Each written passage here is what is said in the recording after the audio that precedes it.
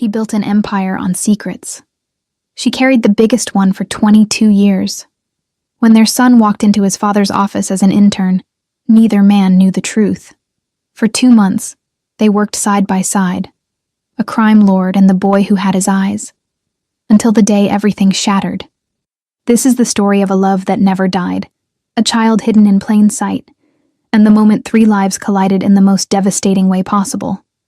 Welcome to a story where blood runs deeper than betrayal, and some truths refuse to stay buried. Hello everyone, I'm back with another Afro-Korean story. Today I'll tell you a powerful story about secrets, blood, and the love that never dies. But before we begin, please subscribe and help us reach 1,000 subscribers. It would mean the world. Now, let's get to the story. The city never slept when Min-jun ruled it. From the 57th floor of the Obsidian Tower, he watched Manhattan spread beneath him like a kingdom made of glass and steel. His empire wasn't marked on any map. It lived in whispers, in the trembling hands of men who owed him money, in the silence that followed when he entered a room. He was 35 years old. He had built this in blood and calculated patience, and he was so very tired. "Mr. Kang?" His assistant's voice crackled through the intercom. "The new intern is here." Min-jun didn't look up from the contract he was reading. Another name. Another face. The company ran through eager young men like water through his fingers. "Send him in." The door opened. Min-jun's pen stopped moving. The young man who walked into his office had skin like warm earth after rain, dark and rich and alive. His hair was cut close, neat. His eyes, Min-jun's chest tightened. Those eyes were amber, light brown with flecks of gold, exactly like looking into a mirror 20 years ago. "Mr. Kang." The intern's voice was steady, confident. "American. I'm Elijah Morrison. Thank you for this opportunity." Min-jun forced his hand to stay relaxed around the pen. He was seeing things. He had to be. "Sit." Elijah sat. He wore a simple suit, but he wore it like armor. There was intelligence in his face, hunger in the way he leaned forward slightly, ambition that Min-jun recognized because he had built an empire on the same fire. "Your resume is impressive," Min-jun said, his voice cold and controlled. "Columbia, top of your class. Why work here?" "Because everyone says you're the most dangerous businessman in New York." Elijah smiled. It was small, careful. "I want to learn from the best." Something twisted in Min-jun's chest.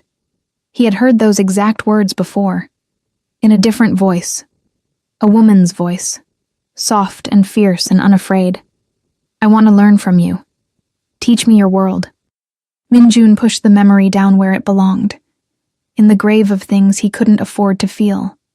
"Danger isn't education," Min-jun said. "It's survival. Then teach me to survive." The silence between them felt heavy, like the air before a storm. Min-jun shouldn't have hired him. Every instinct screamed warning. But he looked at this young man and felt something crack in the ice around his heart. "You start tomorrow, 6 a.m. Elijah's smile widened. "I'll be here at 5:30. He left. Min-jun sat alone in his office as the sun set over Manhattan, turning the sky the color of old bruises.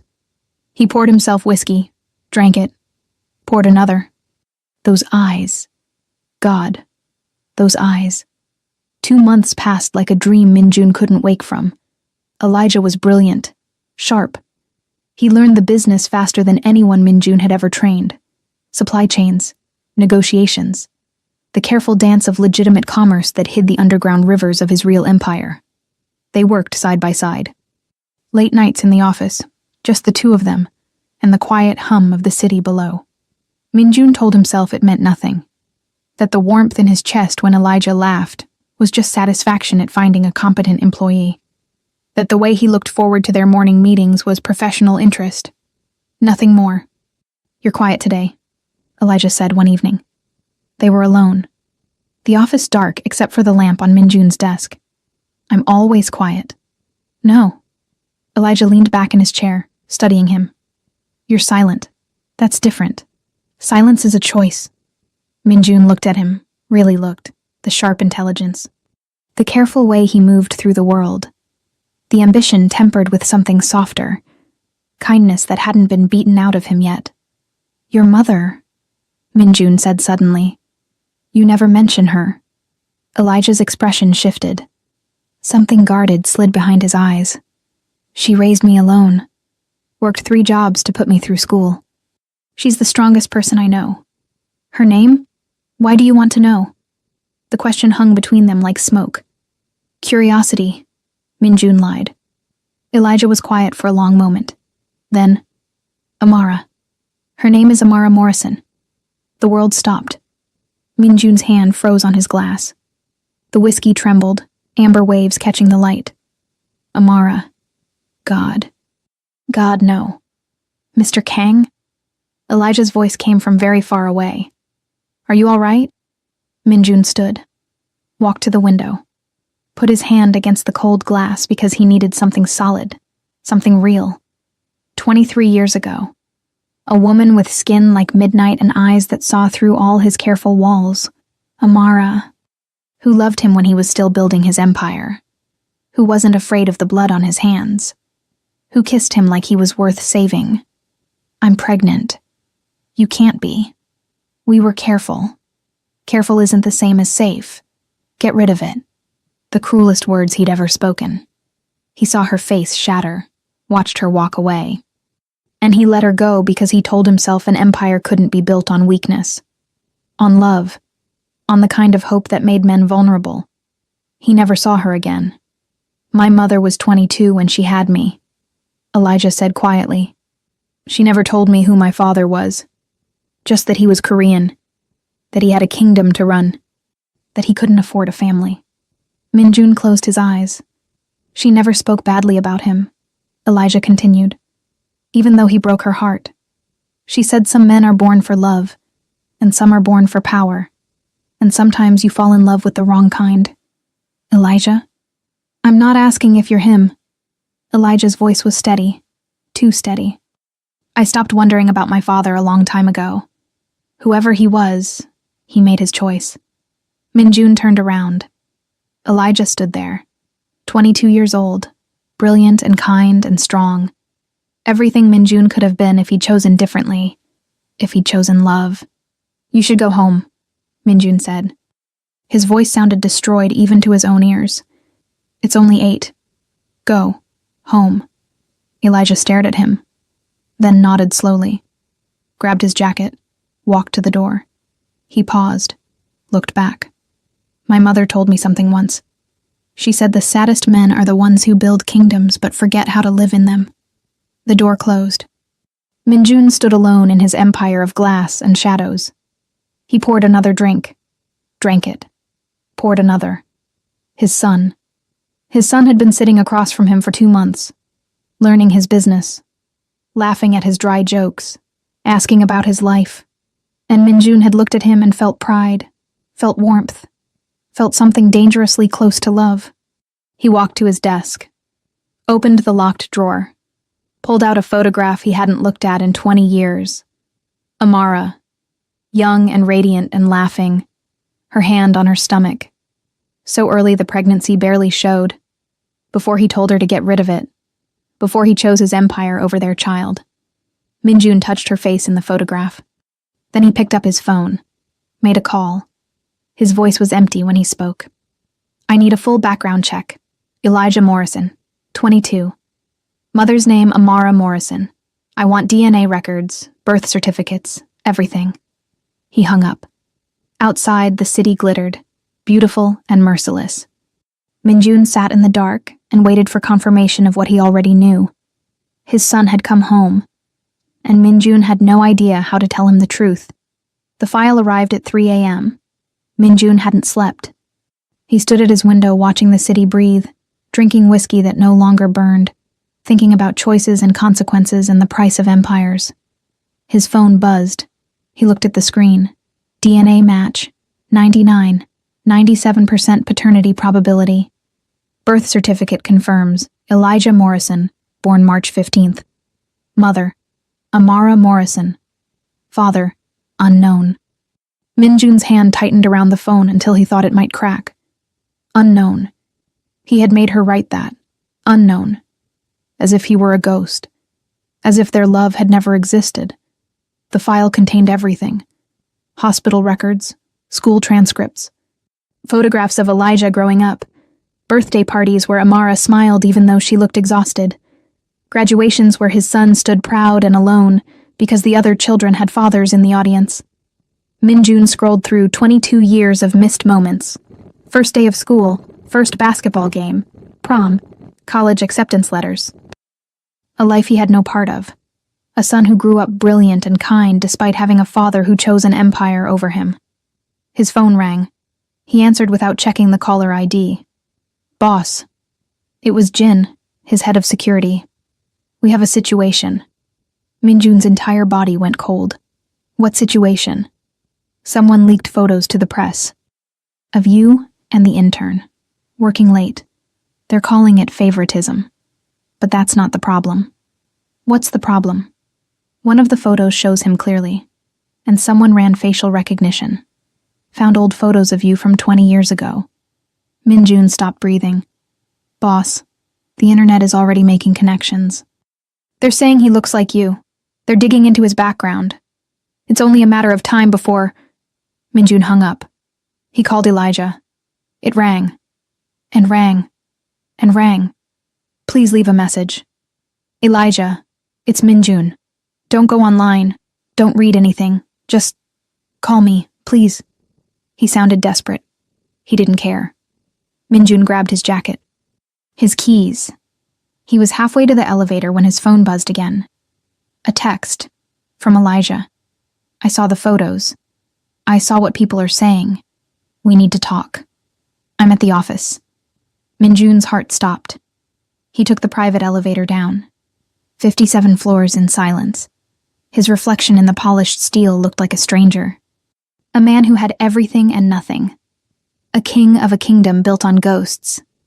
The office was dark except for one light. Elijah sat at the conference table. His laptop open in front of him. His face unreadable. On the screen, side-by-side photographs. Minjun at 22, Elijah at 22. The resemblance was undeniable. The same eyes. The same sharp jaw. The same expression of controlled intensity. How long have you known? Elijah's voice was quiet. Dangerously quiet. 2 months ago. The day you walked into my office. You knew. For 2 months. And you said nothing. I needed to be sure. You needed to be sure? Elijah stood. His hands were shaking. I have your eyes. Your face. Your everything. What more proof did you need? Minjun took a step forward. Elijah, is that even my name? Or did my mother make it up because my real father couldn't be bothered to give me one? The words hit like bullets. Your mother loved you, Minjun said. Everything she did was to protect you. From you? Silence. Elijah laughed. It was a broken sound. Oh God. She was protecting me from you. I told her to get rid of the pregnancy. The confession came out like blood from a wound. When she told me she was pregnant, I told her I couldn't have a family, that I was building something and a child would make me weak. I gave her money and told her to handle it. And she kept me anyway. She kept you because she's stronger than I ever was. Elijah stared at him. His eyes were wet, furious. You built your empire. You got what you wanted. I didn't want this. Minjun's voice cracked. I didn't want to be standing here 22 years later looking at my son and seeing everything I could have had. Everything I threw away. Then why hire me? Why let me work beside you? Why look at me every day and say nothing? Because I'm a coward. Minjun's hands were shaking now too. Because I thought I could have this. Just this. A few months of knowing my son without him hating me, without him knowing what I did. Well, Elijah closed his laptop. His voice was empty. Now I know. He walked toward the door. Elijah, please. Don't. Elijah stopped. Didn't turn around. Don't call me that. Don't call me anything. You lost the right to my name 22 years ago. I can't lose you again. You never had me to lose. The door closed. Min-jun stood alone in his kingdom of glass and regret. The city spread beneath him. Millions of lives, millions of lights. And he would have traded all of it, every building, every dollar, every drop of power, for the chance to go back 23 years and say different words. Keep the baby. Keep our child. I'll figure it out. But time only moved forward, and some choices couldn't be unmade. Min-jun pulled out his phone, looked at his contacts, found the one number he swore he'd never call. Amara Morrison. His finger hovered over it. Outside, the sun began to rise over Manhattan. The city turned gold and forgiving for just a moment before the day began. Min-jun pressed call.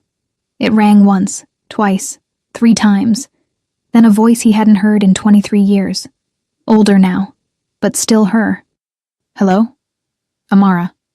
His voice broke on her name. It's Min-jun. Our son knows. And I think I just lost him. Silence on the other end. Then, you lost him 23 years ago. Now you get to decide if you want to find him again. The line went dead. Min-jun stood in his empty empire as the sun rose. And for the first time in 23 years, the crime lord of New York began to cry. Amara Morrison arrived in New York on a Tuesday.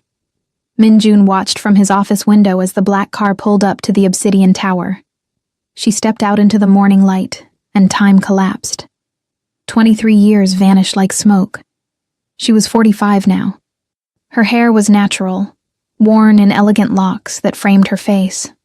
She moved with the same grace he remembered, but there was something new in her bearing, a strength that came from surviving what should have broken her. She was more beautiful than his memory had allowed. His assistant buzzed. Ms. Morrison is here, sir. Send her up. Min-jun's hands were shaking.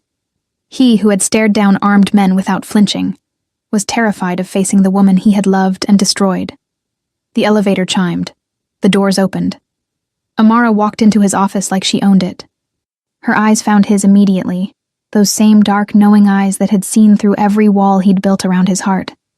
Amara. Min-jun. Her voice was steady, controlled. You look exactly the same, except for the eyes. Your eyes look tired. 23 years will do that. No. She set her purse down on his desk. Looked at him directly. 23 years of living with what you did will do that. The words hit like a physical blow. I deserve that. You deserve much worse. She walked to the window, looked out at the city he'd conquered. But I didn't come here for revenge. I came because my son called me crying at 4 a.m. Because he's hurting. And when Elijah hurts, I hurt. Min-jun moved closer. Not too close. He didn't have the right. How is he? Devastated. Angry. Confused. Amara turned to face him. He spent his whole life wondering about you. I told him stories, carefully edited ones. I said his father was brilliant and ambitious, that he had important work, that he loved us, but couldn't stay. You lied for me. I lied for Elijah. Her voice hardened. So he wouldn't grow up thinking he was unwanted. So he wouldn't spend his childhood believing he was a mistake. He wasn't a mistake. Then what was he? Amara stepped forward. Her eyes blazed. What do you call a child whose father offered money to make him disappear? What do you call a baby whose existence was inconvenient to a man building his empire? Min-jun had no answer. There was no answer that didn't make him a monster. I loved you, Amara said quietly. God help me. I loved you so much it nearly killed me when you told me to get rid of our baby. I stood in that clinic. I filled out the paperwork. I sat in the waiting room. Min-jun's chest constricted. And then I felt him move. Just a flutter. So small I almost missed it. Tears slid down her cheeks. And I thought about you. About how brilliant you were. How you looked at the world like it was a puzzle you could solve. How you kissed me like I was the only real thing in your life of shadows. She wiped her eyes roughly. I walked out of that clinic. I packed everything I owned. I moved to Philadelphia where you couldn't find me. And I raised our son alone. 3 jobs. Night school. I gave him everything I had. You gave him more than I ever could have. I gave him love, Min-jun. The thing you were too afraid to give. The truth of it settled between them like broken glass. Minjun walked to his desk, opened the locked drawer, pulled out the photograph he'd kept for 23 years. Amara, young and pregnant and radiant. "I've looked at this every day," he said. "Every single day for 23 years. And every time I asked myself what kind of man I would have been if I'd chosen differently." Amara took the photograph, stared at her younger self. "A better one," she said simply. "I can't change the past. But I want—" His voice broke. "I want to know my son. I want the chance to be his father. Even if he hates me. Even if it takes the rest of my life." Amara studied him for a long moment. Then she handed back the photograph. "Elijah is brilliant. Like you. But he's also kind. Compassionate. He believes in second chances." She picked up her purse. "The question is, are you willing to earn one?" "Yes. It won't be easy. He's angry. He has every right to be." "I know. And I'm not doing this for you." Amara's voice was steel. "I'm doing it because Elijah deserves to know where he comes from. He deserves the truth. All of it." "All of it?" She smiled. It was sad and knowing. "He needs to know about your empire. Your real empire. The blood you've spilled. The lives you've destroyed. He needs to see who his father really is before he decides if he wants you in his life." Minjun felt cold. "That will make him hate me more. Maybe. Or maybe it will help him understand that you weren't just cruel. You were terrified. And fear makes cowards of us all." She walked to the elevator. Pressed the button. "I'm staying at the plaza. Elijah doesn't know I'm here yet. You have 24 hours to figure out what you want to say to him." "Amara." She looked back. "Thank you. For raising him. For making him into someone worth knowing." Her expression softened slightly. "He was always worth knowing, Minjun. You just weren't ready to see it." The elevator doors closed. Minjun stood alone. Outside, the city continued its endless rhythm. People living and dying and making choices that would haunt them forever. He looked at the photograph again, at Amara's smile, at the hope in her eyes before he destroyed it. Then he picked up his phone and typed a message to Elijah. "I know you don't want to see me. I know I have no right to ask. But there are things you need to know. About me. About what I've done. About why I was too afraid to be your father. Meet me tomorrow. 8 p.m., the penthouse. Come alone, and I'll tell you everything." He sent it before he could reconsider. 3 minutes later, his phone buzzed. "I'll be there. But not for you. For the truth." Minjun sat down, poured whiskey he wouldn't drink, and began to prepare for the hardest conversation of his life. Outside, the sun set over Manhattan. The city turned to gold and shadow. Somewhere in that vastness, his son was alive, breathing, deciding whether a man like Minjun deserved redemption. And for the first time in 23 years, Minjun prayed to a god he'd stopped believing in. "Please, just give me this one chance. I won't waste it." The city didn't answer, but tomorrow would come anyway. And Minjun would finally tell his son the truth about the kingdom he'd built, and everything he'd sacrificed to build it. The penthouse was quiet when Elijah arrived. Minjun stood by the floor-to-ceiling windows, watching the city lights flicker like dying stars. He'd sent his security away. No guards, no protection. Just a father and son and 23 years of silence between them. The private elevator chimed. Elijah stepped out. He looked exhausted. Dark circles under his eyes. His usual careful composure cracked at the edges. But he stood tall, proud. He had Amara's strength. "You came," Minjun said. "I almost didn't." Elijah's voice was rough. "I sat in the lobby for 20 minutes trying to decide if I wanted answers badly enough to face you again. And I deserve the truth, even if it destroys me." Minjun gestured to the couch. Elijah sat. Minjun remained standing. Some confessions required distance. "What do you know about my business?" Minjun asked. "You run Obsidian Holdings, real estate, investments, import-export, legitimate enterprises worth billions." Elijah's eyes narrowed. "But that's not what you really do, is it?" "No." The word hung in the air like smoke.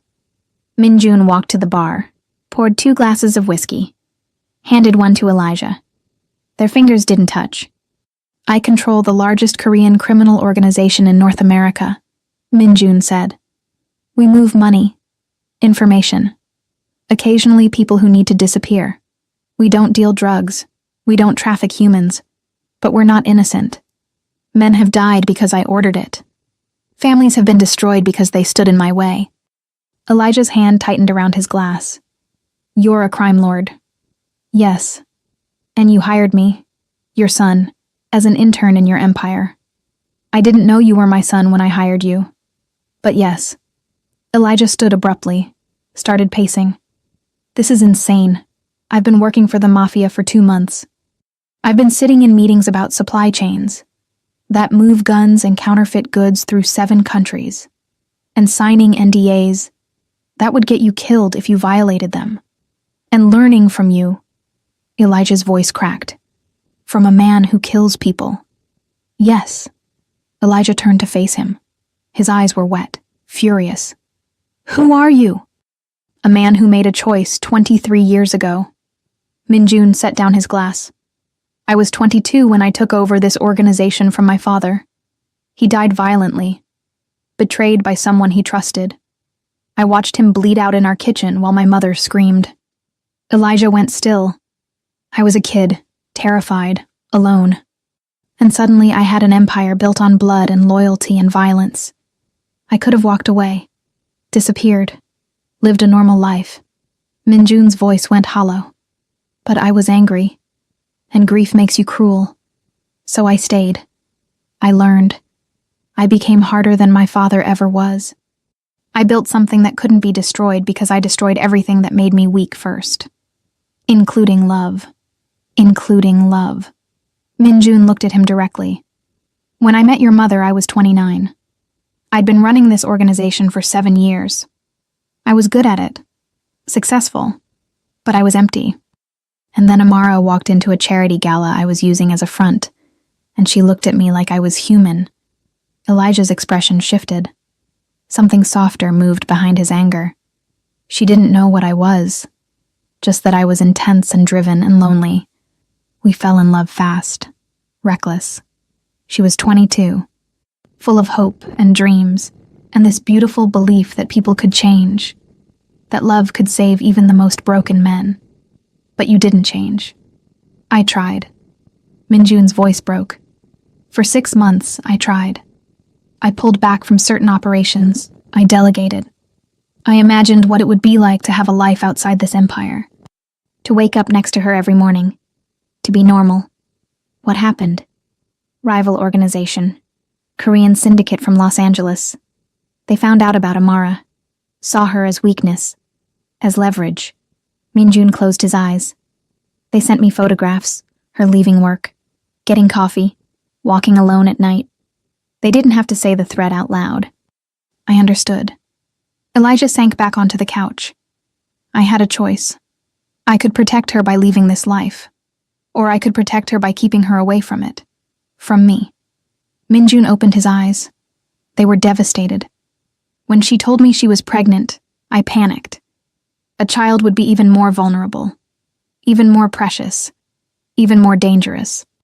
So you told her to get rid of it. I told her I couldn't be a father, that this life didn't allow for families, that she needed to choose, me or the baby." His voice went rough. "She chose you, and I'm grateful, because you're alive, because she gave you everything I couldn't." Elijah was quiet for a long moment. Then, "Did you love her?" "Yes." "Do you still?" Minjun looked out at the city, at the empire he'd built on sacrifice and fear. "I never stopped. I just got very good at pretending I had." Silence settled between them. Not comfortable, but not hostile. Something more complex, more human. "Why did you really hire me?" Elijah asked softly. "Because when you walked into my office, I looked at you and saw everything I could have been. Everything I should have been. You had my intelligence but Amara's heart. My ambition but her kindness. You were proof that I could have been better. That I chose wrong." Minjun turned to face his son, and selfishly, I wanted 2 months. Just 2 months of knowing you, of being near you, of pretending I was the kind of man who could be your father. You are my father, biologically, but fathers show up. Fathers sacrifice. Fathers choose their children over their empires. Minjun's voice was raw. I'm just a man who made a cowardly choice 23 years ago and has been trying to justify it ever since. Elijah stood, walked to the window, stood beside Minjun. They looked at the city together, father and son, seeing the same view from different angles. My mother told me once that the saddest men are the ones who build kingdoms but forget how to live in them, Elijah said. She's right. She also told me that everyone deserves a second chance, but they have to earn it. Minjun looked at his son, really looked, at the intelligence and strength and capacity for forgiveness that he'd inherited from Amara, at the reflection of himself tempered with compassion. What do I have to do? Be honest, always. No more secrets, no more lies. If I'm going to know you, really know you, I need to see all of it. The empire, the blood, the choices that made you who you are. Elijah's voice was steady. And then, I'll decide if who you are is someone I can have in my life. That's fair. And you have to apologize to my mother. Really apologize. Not for leaving her, but for making her feel like loving you was a mistake. It wasn't a mistake. Then tell her that. Minjun nodded. His throat was tight. Anything else? Elijah smiled. It was small, careful, but real. Teach me, like you promised. Teach me your world. Let me understand what kind of man builds an empire on fear. And maybe I'll understand why you were too afraid to be my father. You want to learn this business? I want to know who you are. All of you. The crime lord and the broken boy who watched his father die. The man who loved my mother and the coward who let her go. Elijah's eyes were fierce.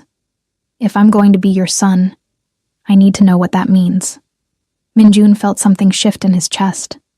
Something that had been frozen for 23 years beginning to thaw. Okay, he said. I'll show you everything. And when you've seen it all, when you know exactly what kind of man I am, you can decide if I'm worth knowing. Deal. They stood together in silence. The city spread beneath them. Millions of lights. Millions of lives. Millions of chances to choose differently. Can I ask you something? Minjun said quietly. Yes. Do you think you could ever forgive me? Elijah was quiet for a long time. Then, I don't know yet, but I'm willing to try. It wasn't absolution, but it was possibility. And for a man who'd spent 23 years in darkness, possibility felt like dawn. 3 months later, everything had changed. Elijah came to the office every day, not as an intern now, as Minjun's son, his protege, his heir, though neither of them said the word out loud yet. They worked side by side. Minjun showed him everything, the legitimate businesses and the shadow empire beneath, the careful accounting that hid money flows, the networks of loyalty bought with fear and respect, the precise calculations that kept violence off the streets, but profits in the accounts. Elijah learned fast, too fast. Sometimes Minjun looked at him and felt pride so fierce it terrified him. Other times, he looked at him and felt crushing guilt that he was teaching his son the same darkness that had consumed his own life. But Elijah had asked for truth, so Minjun gave it to him. They also had dinner together, every Tuesday and Thursday. Just the two of them. Sometimes they talked business. Sometimes they talked about nothing. Movies, books, the way the city looked different in winter. Sometimes they sat in silence and it didn't feel empty. It felt like the beginning of something. Amara came to New York twice. She had coffee with Minjun. Stiff, careful conversations where they navigated the wreckage of their past. He apologized properly. Told her that loving her wasn't a mistake, that pushing her away was. That she'd given their son everything that mattered. She didn't forgive him, but she stopped looking at him like he was a monster. Progress came in small, painful increments. One evening, Minjun and Elijah stood on the penthouse balcony. The city glittered below, beautiful and merciless as always. "I've been thinking," Elijah said, "about your empire, what you built, why you built it." He leaned against the railing. "You did it because you were afraid, because your father died and you thought power was the only thing that could protect you." Minjun was quiet, listening. "But power didn't protect you. It just made you lonelier. You built this huge kingdom and filled it with everything except the things that actually matter. Love, family, connection. I know. So what if—" Elijah turned to face him. His eyes were bright with an idea. "What if we changed it, not abandoned it? You can't just walk away from something like this. But what if we made it different? Cleaner, more legitimate, less violent?" Minjun felt something stir in his chest. Hope, maybe. The dangerous kind. "You want to reform a criminal empire? I want to give you a second chance to build something worth having." Elijah's voice was passionate now. "You're brilliant, Dad. You built all this with nothing but ambition and fear. Imagine what you could build with purpose, with someone beside you who actually believes you can be better. Dad." The word hit Minjun like a bullet to the chest. Elijah had never called him that before. Father, sometimes. Minjun, often. But never Dad.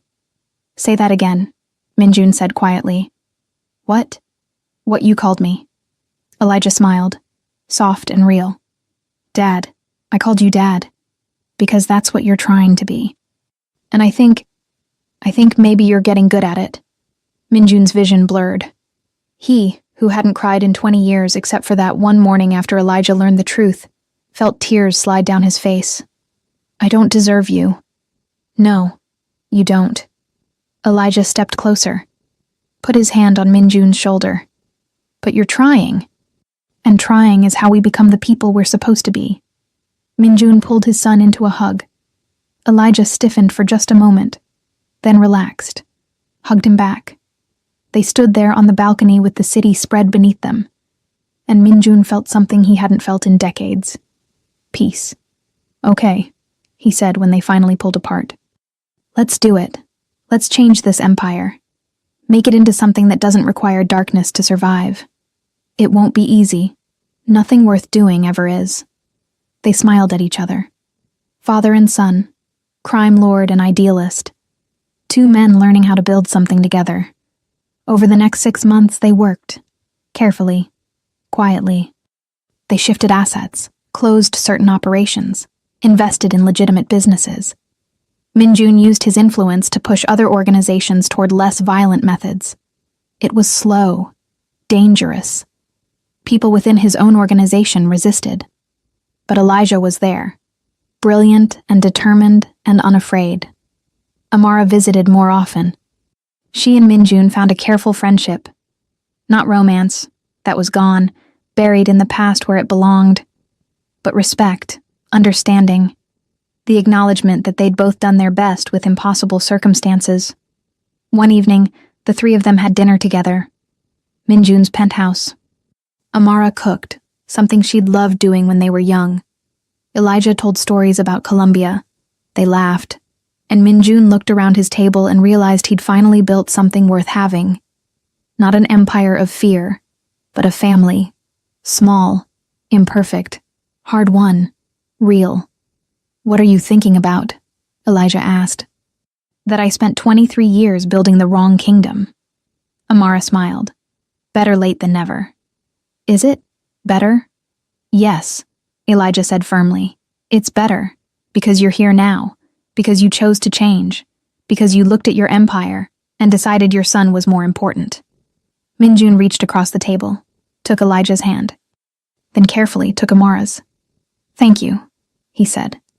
His voice was rough with emotion. "Thank you for not giving up on me. Either of you. We didn't do it for you," Amara said gently. "We did it for us. For the family we deserve to be." "Are we? A family?" Elijah squeezed his hand. "We're getting there. One day at a time." Outside, the city glittered. The same city where Minjun had built his empire of shadows. But tonight, It looked different. Softer. More forgiving. Or maybe he was just finally learning to see it through different eyes. They finished